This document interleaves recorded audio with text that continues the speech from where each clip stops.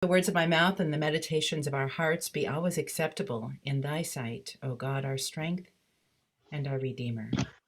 Amen. Amen. A friend of mine went to the eye doctor last week, and I thought it would be just another routine visit. She thought that she knew what would happen. They would all do these tests, ask confusing questions about whether A is clearer than B, and at the end of these tests, they would tell her that her eyesight was slightly worse than the year before, but that her glasses were still okay. Same script, different year. But that's not what happened. The ophthalmologist took a scan of the back of her eye and put it on the screen. The doctor was concerned because he'd spotted some scar tissue at the back of her eyeball. It wasn't major, but it could indicate a deeper problem, namely diabetes. Even though her vision was fine, this minor issue could be tied to a more serious issue. If she ignored it, she'd be ignoring a much more serious issue.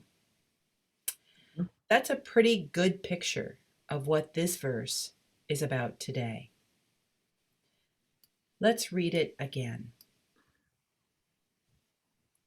The person who sows sparingly will also reap sparingly, and the person who sows generously will also reap generously. On the surface, we're going to be talking about how we give to people, to animals, to institutions, to our children, to those others in our lives. In particular, we're talking about how we can give generously. When Paul wrote this letter, he was concerned that the Corinthians not only give, he wanted their hearts to change as they gave. So Paul uses a farming metaphor. He says, we can sow in a tight-fisted way and ignore how this will affect our lives.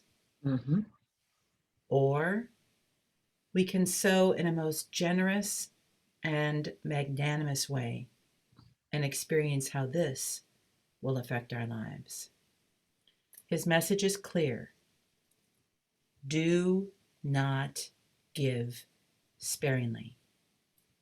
Become someone who gives as generously as possible. Over the last week, I've learned about two men associated with Perfect Paws Pet Ministry who gave generously. They made a space in their lives to love an adopted 2-year-old Springer Spaniel puppy named Felix. They did not expect to do anything but love this rescue, and quite quickly they realized that no matter how generously they gave to this sweet yet very disturbed puppy, the big question that gnawed away at their hearts was this: were they seeing an extreme version of difficult adjustment behavior that would melt away? Or was it some sort of deeper, more fundamental problem that they might not be able to get a handle on? Like the ophthalmologist found at the back of my friend's eye. No matter how much their hearts changed to love this animal, as they most generously gave their all, it may not change the situation. Yes, we are called to give generously, and sometimes that is just not enough. Sometimes the people we encounter often have places inside them that will not allow others to give to them. And even though our intention is to give generously with a heart full of love from God, we don't understand their woundedness and they cannot accept our love.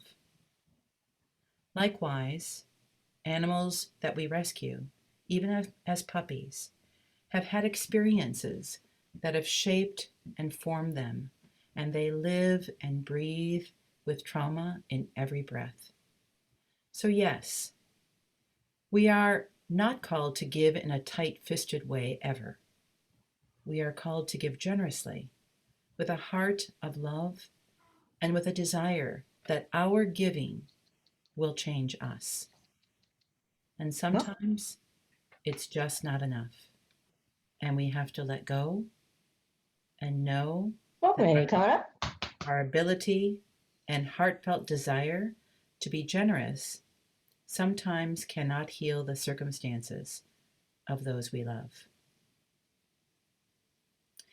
So I ask you today to please keep Felix and his human companions, Chris and Chris, in your prayers, as well as those who have deep hearts of generosity, which at times may not be enough. Pray that those struggling with placements will love their animals until the very last minute in their care, with generous hearts that change them, and then let them go. In the name of God, amen.